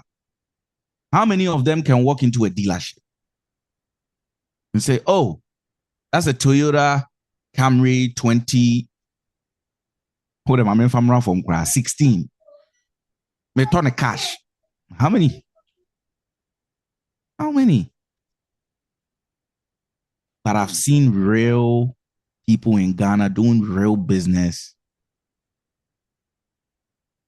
Some of them are even like, they have climbed the corporate ladder. They have money and they come and do business with my wife and I because of the auto dealership business that we have. And they say, oh, there be Toyota them for Mercedes Chreme. And they are ready to pay in cash. On 2017. There be 2017, the old age due to the crown, make your penalty qua. Me patch my latest one, 2025. Now busan so ope de ope bibi apem kakrasa ne be a price. Debi me petie rubber, ma me tie rubber. Wow. And yes, say mati bi na me ka chiro me hu. So it changed my perspective and even the way I see Ghana. And sometimes some of my family members try to call me and they try to bring out that conversation of Ghana. I say, hey, masa fesiwa. I don't want to hear it. About 3 days ago, I'm doing transaction. Someone is doing over $50,000 transaction, and you're over here talking about Ghana. Well, I consider most of these things are coming from the whole discussion of self-identity, as you said earlier. Yeah, I want us to have a particular session where we would delve deep into self-identity. A lot of people don't know who they are. that's it. Lee, that's what it boils down to. And yeah, let's put the PhD and let's put the country and let's put all that on the side and let's focus on it. Once you tackle that thing, it doesn't matter. Forget the PhD, forget it. I'm not trying to belittle education, right? Mm. But even if you have zero education and you change your identity in today's world, Lee, You're good. You're good to go. Good. You're good. You don't even have to speak English. Actually, you know what? You don't even have to know technology. You don't. Oh my God. Identity. It's everything. Lee, it's everything. Wow. Okay. It's everything. No one can convince me. At this point of life, nobody can convince me. Untimi infa country embed dodo me. Untimi infa PhD in the embed dodo me. Interesting. Oh, when I discover I'm in school, I mean, Lee, school, me school already. Right now, everything to me is identity. I'm working on that thing like a machine. I'm working on it day in, day out. I'm working on it day in, day out. And as I work on it, I climb different levels of life. As I work on it, I climb different levels of life because that's what it boils down to. You know what? Actually, school institutions should just forgo anything and just teach identity. I swear. Lives will be changing like nobody's business. Wow. Lives will just be, people will be good. People don't need more courses and menial. Because Lee, obi betimi akọ school, right? Akọ course. Akọ course. I master some skills be and all that. But if their identity is messed up, they will see an baby. At a conscious mind, look and the person will just be there and be sitting on miscellaneous information. Peace or happiness? Peace all day. Why? Peace because happiness is not a permanent thing. Okay. But peace can be permanent. It can be peaceful. You can live. You can decide to wait me about bread level be you like, you know what? I just want to live peacefully. You buy that peace. You go buy that land in that location. Obian how is constant peace. Happiness, right? Happiness cannot be constant. Lee, if I tell your brain to be happy for 24 hours, one her cry will drop it dead. You can't. It's not possible. The brain is not designed to do that. It just, happy. You get dopamine, a little bit dopamine. You get a little bit of that motivation chemical. You get a little bit of rush. You're supposed to get it for a few hours or something like that. It didn't, say, chasing happiness, you'll be miserable. Okay. I'd rather chase peace because peace, you can get that. Ubetimia decided to go live at a neighborhood where it's peaceful and, I have a family that brings you peace and it will be constant like that. And yes, but continuity for peace is sustainable. Meaning you can even find peace where there is pain. Yes. You can choose that, you know what? I'm just going to, there's chaos going on in the world, but I'm just going to go. I'm just going to pray. I'm just going to meditate. I'm just going to do this. I'm going to stay in my lane. But try to find peace if, someone is giving you trouble. Try to find happiness if somebody is giving you trouble. You can't find it. Oh, because that state of mind now cannot require you or does not require you to be happy just because of the state of mind. So happiness is very temporary.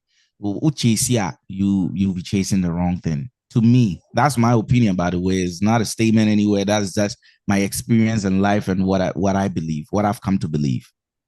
Wow, interesting. Lastly, if someone is watching us, and I ask this question on a purpose, someone is watching us, doesn't have a job, probably is out of school, family pressure, and all of that.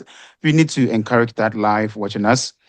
For someone to find peace in the midst of all the storms and the chaos and all of that, what would be your best of advice? Okay, very good. Now, this question, right? I will answer it from a practical standpoint because I think, sir, if people get the practical knowledge, they might be able to do something with it, right? I know people are coming out of colleges and other things like that, and they are so honing on, I'm applying. I went through similar situation, right? But when I was doing my application and all that, the little skills that I had, whatever maybe I went to school for, or the skills that I had a lot of, media skills, right?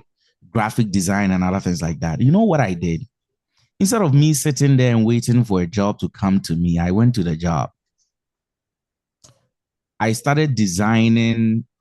I worked with a radio station in one of the states. It was a Ghanaian online radio station, and I started handling their social media for them. And it was practically for free. And I didn't take anything, right? Because at that point, I had a little experience under my belt on how to run social media and other things like that.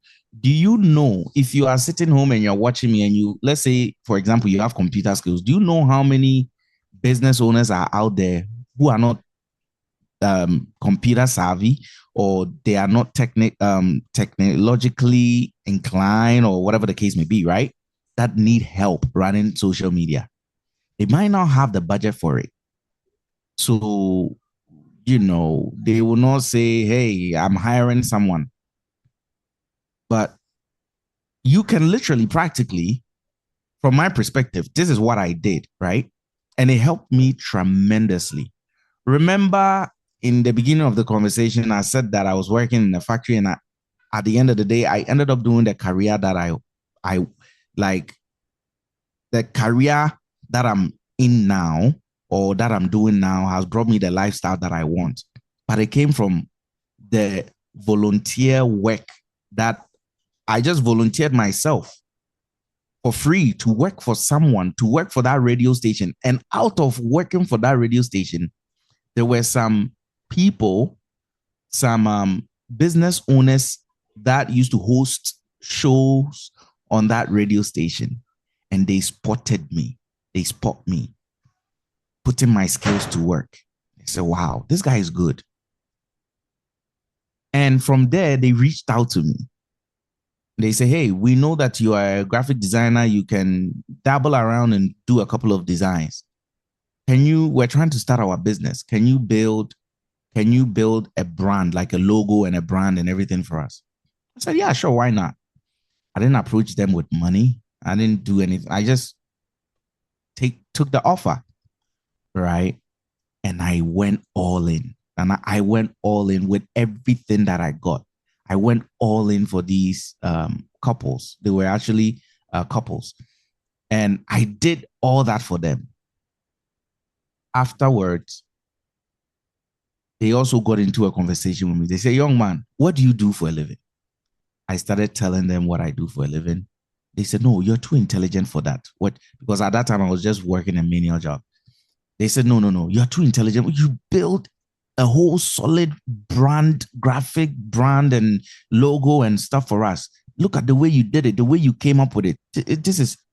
You are too much to be working the job you are doing. So in our business that we are about to start, it is an IT course or IT firm that we are going to be teaching people to enter IT. would you like to be part of the students? And I said, well, I would like to, but I don't have any money. So because at that time they were charging some good amount of money that I didn't have, Nana. And but how can we charge you? Look, you came, you helped us. Obviously, I cannot charge you. So they took me on, gave me what I need, mentored me so good. And, I entered a different set of industry that gave me so much leverage, so much. Not just leverage in skills alone, but it completely turned my finances around. It changed my life. Long story short. But if you look at the root of that 360-degree life turnaround, it started from me saying, I want to work for free. So if you are listening to us and you're a young man, survival is the first thing that you need to take care of. And I get it. It's hard saying I want to work for free, but there is a law. Reciprocity is a law. Whatever you do, even for free, people are normally inclined to just reciprocate.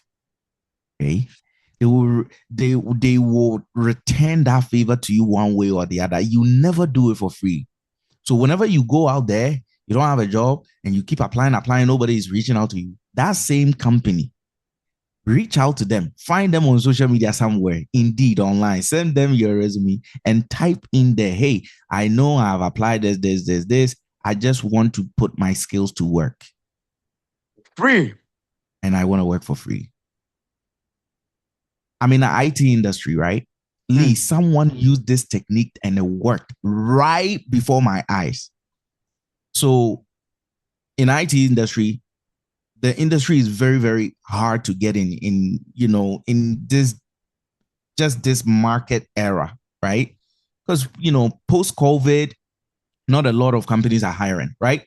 And that is someone's excuse. But there was a guy who came to work for the company that I work for now.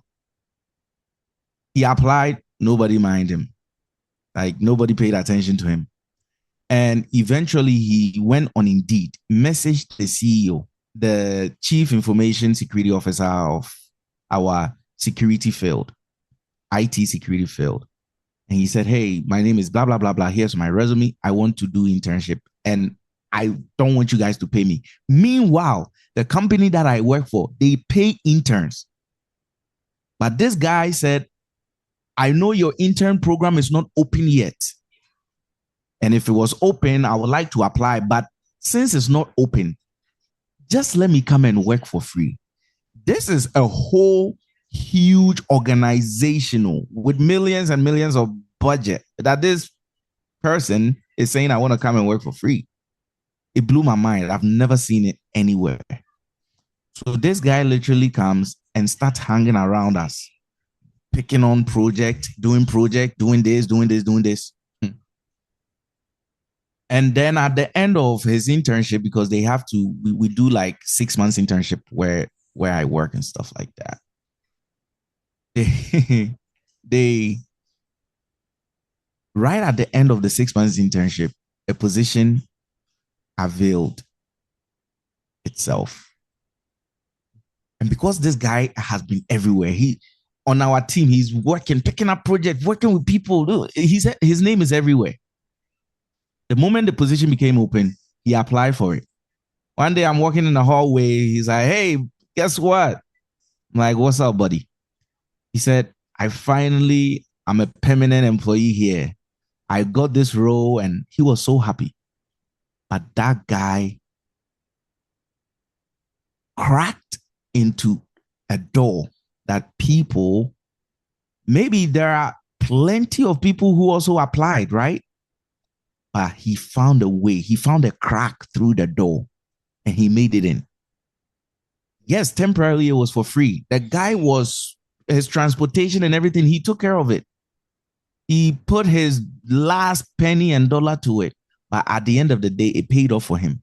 So it doesn't matter where you're watching me in the world. You can apply this same strategy. Don't sit home. Don't say I've applied. The industry is cooked. A lot of that, right? Nobody's hiring. Nobody's this. Nobody's that. Nobody's this. Literally, wake up one day, put on a nice shirt and a tie, and literally wherever you are. Let's say, for example, if you're in Accra, if you're in Kumasi, go shop to shop. The moment you enter, don't say I am here to work.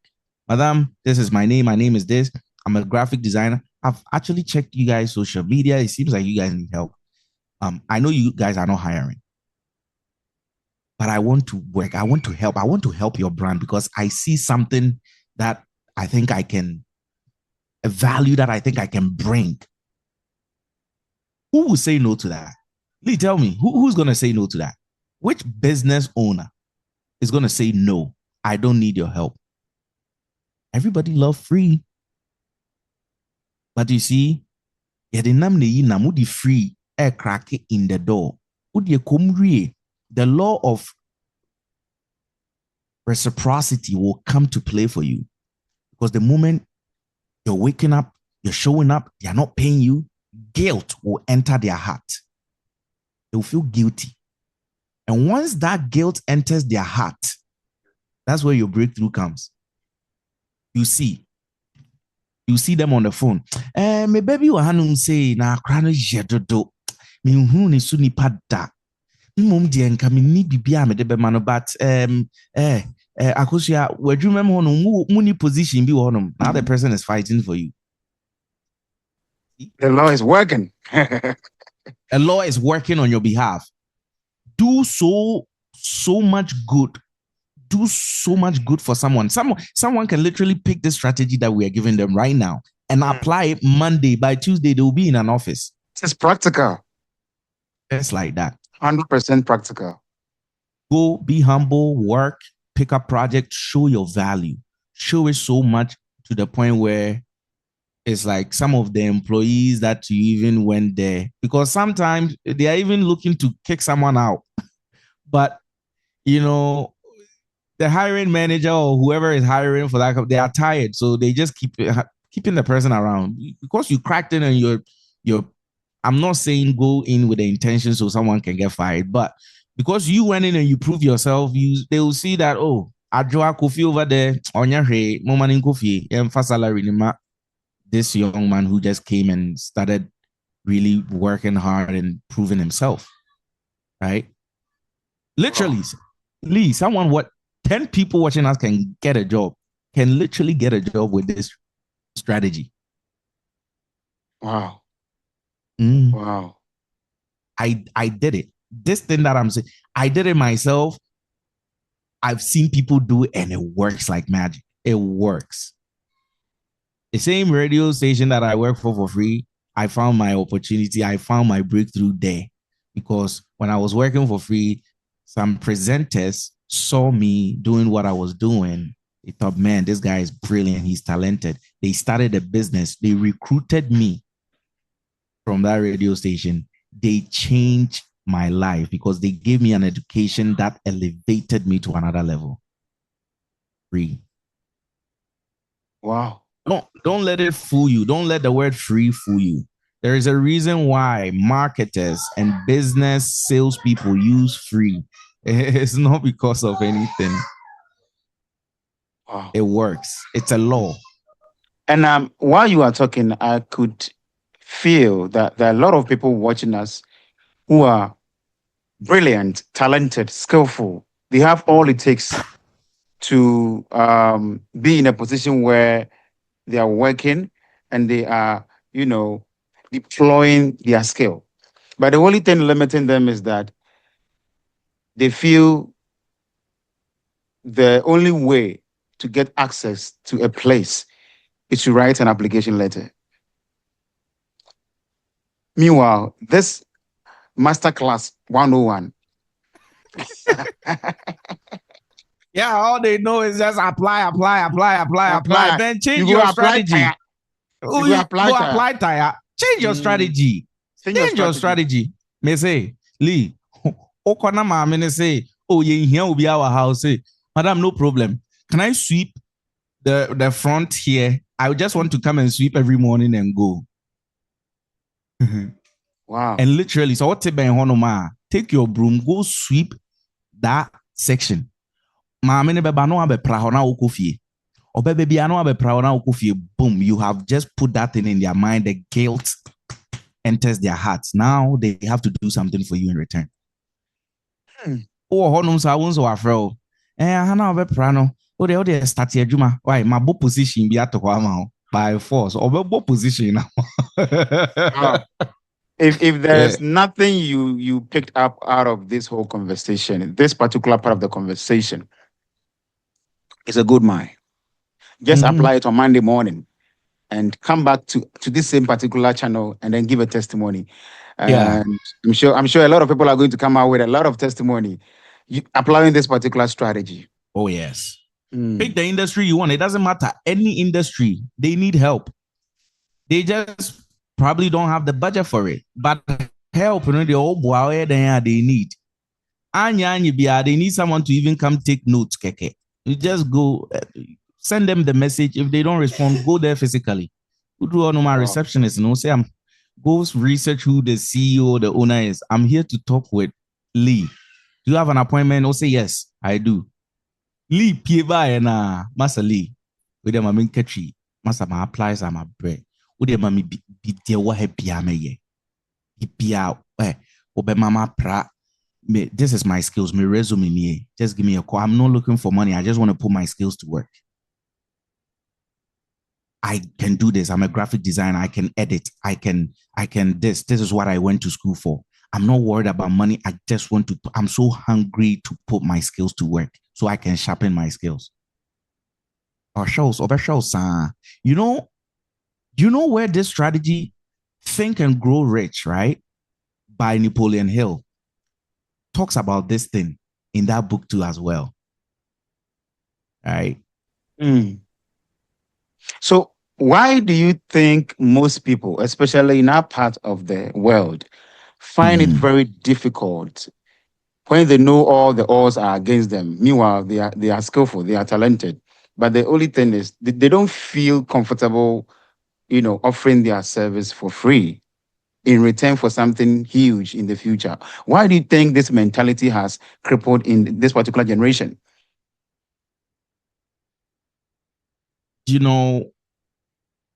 Because people have been told that the fact that you go to school, the fact that you do this, the fact that you learn, the fact that you graduate, this is how the steps are supposed to be like. To the point where even in schools, they'll have you go do a whole training on how you will get into the field. And they will never talk about what we are talking about here. They won't tell you that. They will tell you just apply. And just they'll teach you all the strategical ways, but the whole point is that they are teaching you that, but you need to be creative as well. Just be creative. Maybe I'll be close the door. The door will be shut in front of you. Just don't say the door is shut. Ask yourself, do they have a window that I can climb through? Oh, if the windows are shut, try to see if you can climb above the ceiling and go through. Find a way, like before you say, oh, they just said no, they are not applying. Before you turn around and go, don't just turn around and go. You know what? What other ways can I crack through this door? Which other way can I crack through this employer so I can work for them? If you don't, if offer CEO, no are you busy for secretaries, so for secretaries, no are you busy you can even go make friends with the security guy. You see, like there are so many strategies. That's a reception on crown went to me and boss now. I know maybe I know security. I will keep my toko me say. You know, we are saying it as a funny thing, right? But boss, no. That's why, in our conversation, I say respect everybody, respect all levels. Aboki in boss, no. Right? And I said, a friend is yeah, working in Boston. You know, so aboki got say there are some security companies you go there, it's like their friend is next to them or money go, yeah, go. Unini din komo anti time na ya na boss no taba. Obema ono oba boss the oba just around 8:30 a.m. 45 a.m. no wa be shia no wo kwan na no. Around that time. So, per that information. Oh, kame per adwuma wa ha pa. Now I start sa per adwuma na then na unim ye. That's it. Now can and the omon foul and no they just say obi no omo ma me nye adwuma for free. Ono kra no ono have working security man no beka say free. Hey, masa also person ye adwuma for me person me adwuma for betimi ne boss na kasa say ma ba hanum say ma beji me CV. They say now they are man. Give it to me say boss no be rema and the car no. Catch and so obi aba hanum say also person ye adwuma for. Ideas like this is just on the fly. We sitting here is just coming like that. So and it's all about perspective, your identity. That's why I'm saying if your identity is sharp and you are a go-getter and you want to win and you want to do that, man, situation you are looking at what other ways can I really get to this? Which other way can I get to that? You're not just taking no for an answer and saying I quit. My bread. Let me go and sit on social media and say Ghana I quit. You're playing yourself. Don't play yourself. Yeah. Wow.